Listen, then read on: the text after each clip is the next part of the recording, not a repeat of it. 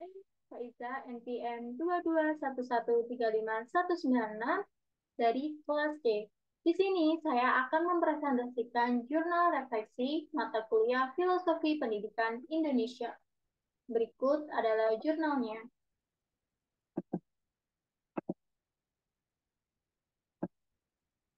Review pengalaman belajar. Pada mata kuliah ini memberikan saya pengalaman belajar yang lebih bermakna dan pengetahuan baru terkait latar belakang pendidikan di Indonesia dan bagaimana kita sebagai seorang calon guru profesional harus mampu menerapkan pendidikan yang didasari pada ajaran-ajaran Ki Hajar Dewantara, serta mampu menyesuaikan dengan perkembangan zaman. Ki Hajar Dewantara dikenal sebagai bapak pendidikan di mana pemikirannya menjadi dasar ajaran dalam pengembangan pendidikan di Indonesia. Pendidik harus bisa mendorong dan menumbuhkan peserta didik menjadi manusia yang tangguh dan mampu belajar seumur hidup atau sepanjang hayat, sehingga mampu beradaptasi pada keadaan dunia yang selalu berubah dengan sangat cepat.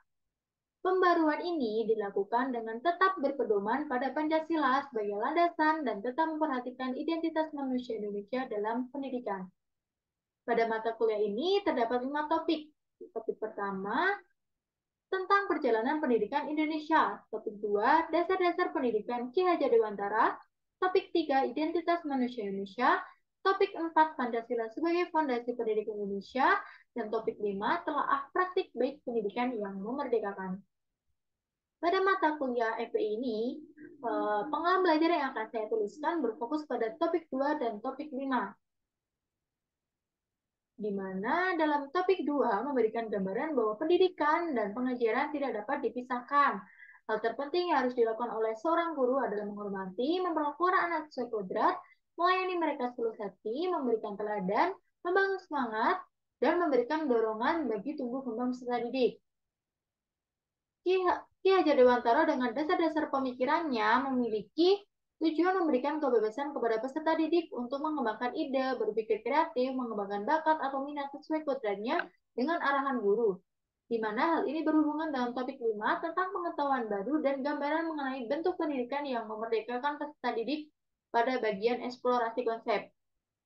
Terdapat 4 video berisikan video yang sudah menerapkan pendidikan yang memerdekakan, di mana pendidikan memberikan kebebasan kepada peserta didiknya untuk belajar sesuai kemauan serta yang bertanggung jawab. Proses pembelajaran pendidikan yang terjadi memberikan gambaran secara langsung bagaimana keterlibatan siswa mewujudkan pendidikan yang merdeka. Refleksi pengalaman belajar yang dipilih. Di sini saya memilih topik 2 dan topik 5. Dan topik ini itu penting untuk dipelajari. Namun bukan berarti topik-topik lainnya tidak penting untuk dipelajari. Pada topik ini mengajarkan bahwa kita sebagai seorang calon guru profesional harus mampu menerapkan pendidikan yang memerdekakan dan berorientasi kepada peserta didik. Dengan kodratnya agar tercipta keselamatan dan kebahagiaan yang setinggi-tingginya.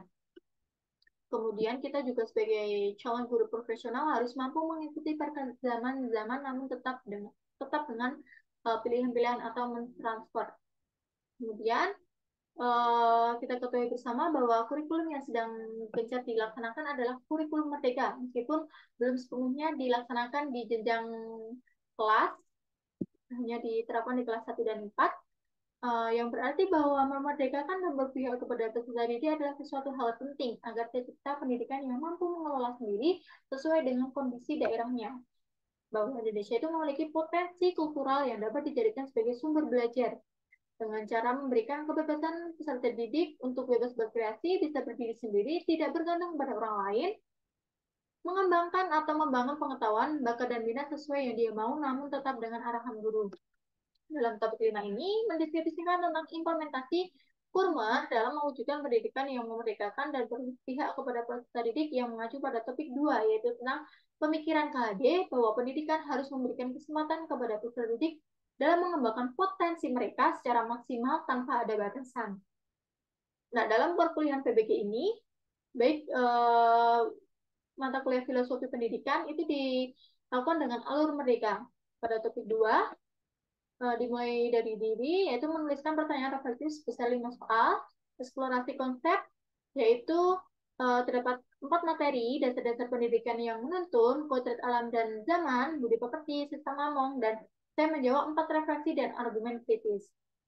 Selanjutnya ruang kolaborasi, di mana saya berkolaborasi dengan kelompok kecil dan menghasilkan sebuah PowerPoint yang berisikan tentang upacara adat Yogyakarta. Selanjutnya ada demonstrasi kontekstual, saya mendesain sebuah strategi dalam mewujudkan pemikiran KHD, yaitu dalam bentuk PowerPoint yang diintegrasikan dalam budaya seperti upacara adat Yogyakarta. Kemudian ada elaborasi pemahaman. Saya memberikan perspektif di kelas bersama teman-teman yang lainnya di dalam kelas PPG. Kemudian ada koneksi antar materi. Saya membuat sebuah infografis untuk meninjau ulang keseluruhan materi dari pembelajaran 1 sampai 6 dengan membuat koneksi pikiran pada mata kuliah perspektif sosiokultural dan pendidikan Indonesia. Kemudian aksi nyata. Saya menuliskan sebuah jurnal refleksi sebagai dokumentasi perasaan gagasan dan pengalaman serta praktik baik yang telah dilakukan sehingga memberikan kontribusi nyata penerapan pemikiran KHD di kelas dan sekolah sebagai pusat pengembangan karakter. Selanjutnya, alur merdeka pada topik kelima, yaitu mulai dari diri, saya menuliskan 3 refleksi pertanyaan pemantik, eksplorasi konsep, terdapat 4 video sekolah yang sudah menerapkan pendidikan yang memerdekakan. Kemudian ada ruang kolaborasi, memberikan kesempatan bagi saya untuk mengeksplorasi pendidikan yang berpihak dan memerdekakan peserta didik dalam kelompok kecil. Selanjutnya demonstrasi kontekstual. Di sini saya membuat sebuah PowerPoint tentang pendidikan yang berpihak pada peserta didik dan memerdekakan peserta didik pada pendidikan abad ke-21 yang saya upload dalam YouTube. Selanjutnya ada elaborasi pemahaman, di mana saya memberikan perspektif berdasarkan pemahaman saya di dalam kelas mengenai pendidikan yang memerdekakan ini. Selanjutnya ada koneksi antar materi. Saya membuat sebuah kesimpulan berkaitan dengan pemahaman dari topik 5 dengan topik 1, 2, 3, dan juga 4. Selanjutnya ada aksi nyata, saya membuat sebuah proyek perubahan atau change project yang diterapkan dalam pembelajaran di kelas, yaitu di SD Kanisius Kembaran, di mana dalam proyek perubahan ini saya berkolaborasi dengan kelompok PPL SD Kanisius Kembaran.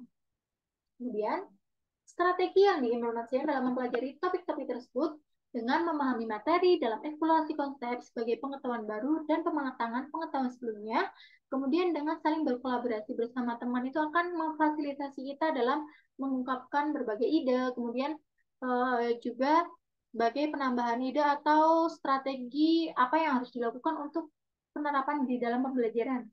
Kemudian dalam setiap mengerjakan tagihan di LMS, dalam alur mereka, saya melakukan dengan sungguh-sungguh, kemudian mencari sumber referensi lain, baik di internet maupun diskusi, bagi penunjang proses pembelajaran. Kemudian ada pengelolaan emosi, menjaga kesehatan, dan semangat dalam setiap proses pengerjaan menjadi bagian dari strategi tersebut. Berikut adalah artefak pembelajaran pada topik 2 dan topik 5. Topik 2, yaitu yang pertama adalah demonstrasi kontekstual, di mana dalam demonstrasi ini saya bersama kelompok menuliskan 3 upacara adat yang ada di Yogyakarta, kekuatan konteks sosiokultural yang sejalan dengan pemikiran Ki Hajar Dewantara, kontekstualisasi nilai-nilai luhur kearifan budaya, sebagai penguatan karakter peserta didik dan satu kesatuan pemikiran KHD yang menebalkan laku peserta didik. Hal ini memberikan gambaran bahwa budaya bisa dijadikan sebagai sumber belajar peserta didik, yang berarti bahwa ini bisa menjadi tantangan bagi saya ketika mengajar nanti terkait pengembangan diri. Dan berikut adalah demonstrasi kontekstualnya.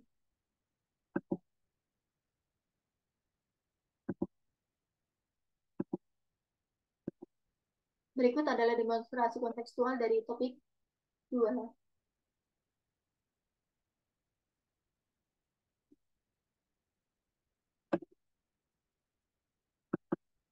Selanjutnya yaitu koneksi antar materi. Dalam koneksi antar materi ini, saya menuliskan kesimpulan dan penjelasan mengenai pemikiran Ki Hajar Dewantara, refleksi dari pengetahuan dan pengalaman baru yang saya dapatkan dalam topik ini melalui infografis. Berikut adalah contoh dari koneksi antar materi.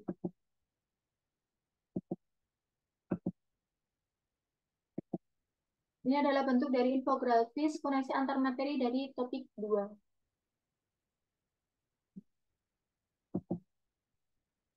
Selanjutnya, yaitu aksi nyata. Dalam aksi nyata ini, saya menuliskan 5 pertanyaan refleksi tentang perwujudan dan perubahan yang dikonkretkan dalam proses pembelajaran yang dilaksanakan pada SD Kanisius Kembaran sebagai SD PPL 1 PBG Prajabatan 2022 sesuai dengan pemikiran KHD dan konteks sosial dan budaya sekitar.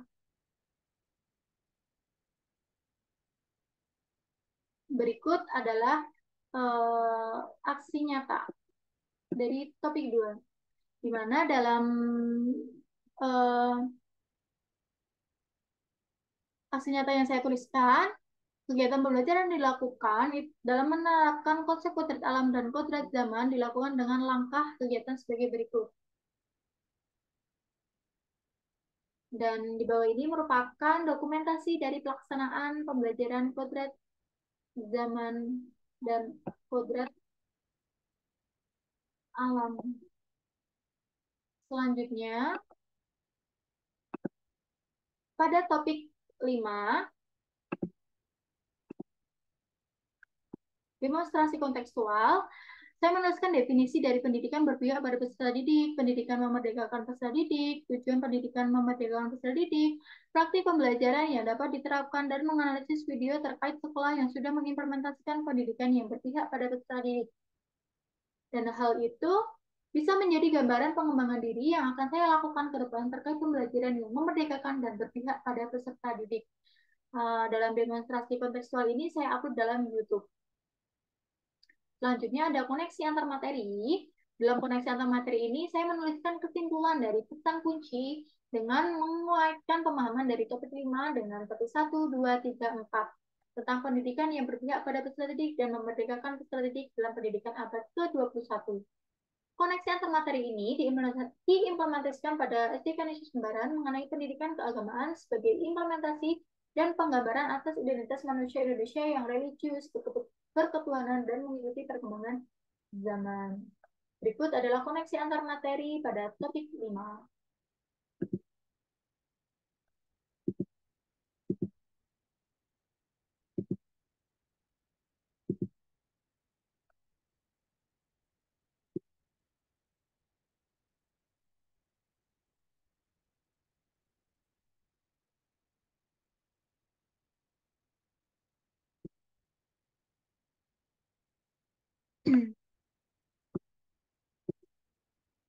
Nah, berikut adalah koneksi antar materinya, di mana di SD Kanisius Kembaran sebagai keagamaan, pendidikan keagamaan, di mana yang diterapkan dalam SD Kanisius Kembaran itu terdapat kegiatan rutin Jumat doa dan pembiasaan doa sebelum jeda istirahat pukul 12 dan sudah melakukan pembelajaran. Kemudian perkembangan zamannya itu penerapan pembelajaran berbasis IT. Selanjutnya,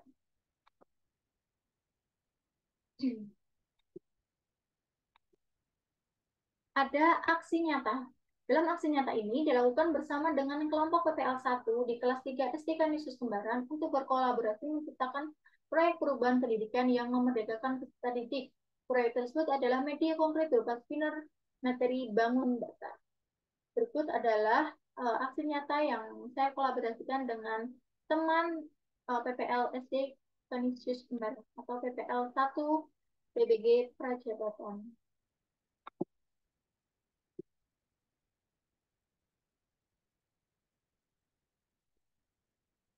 Berikut adalah bentuk aksi nyatanya.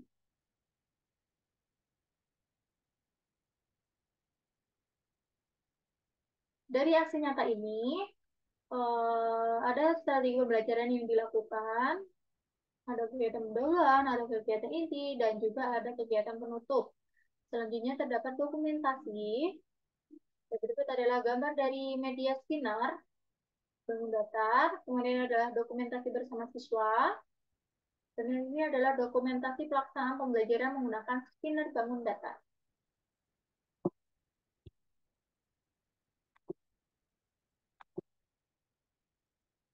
Selanjutnya, yaitu keterkait pembelajaran bermakna atau good practice. Makna yang saya dapatkan dari topik 2 dan topik 5 bahwa kita sebagai seorang guru, apalagi calon penyandang gelar profesional, tidaklah mudah. akan ada tantangan-tantangan yang harus dihadapi di mana kita harus mampu merancang pembelajaran yang beradaptasi dengan perkembangan zaman, mampu menciptakan pembelajaran yang berpihak pada peserta didik, dan memerdekakan sesuai dengan kodratnya yang mengacu pada pemikiran Ki Hajar Dewantara dan tanpa menghilangkan nilai-nilai luhur bangsa Indonesia.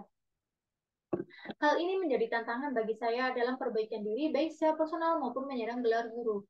Kemudian saya akan menerapkan pembelajaran yang melibatkan teknologi sebagai wujud pendidikan abad ke-21 yang akan mendukung pengenalan peserta didik tentang perkembangan zaman. Kemudian pembelajaran yang berpusat pada peserta didik, mereka diberikan kebebasan belajar berdasarkan kebutuhan sesuai kodratnya agar menciptakan pembelajaran yang bermakna.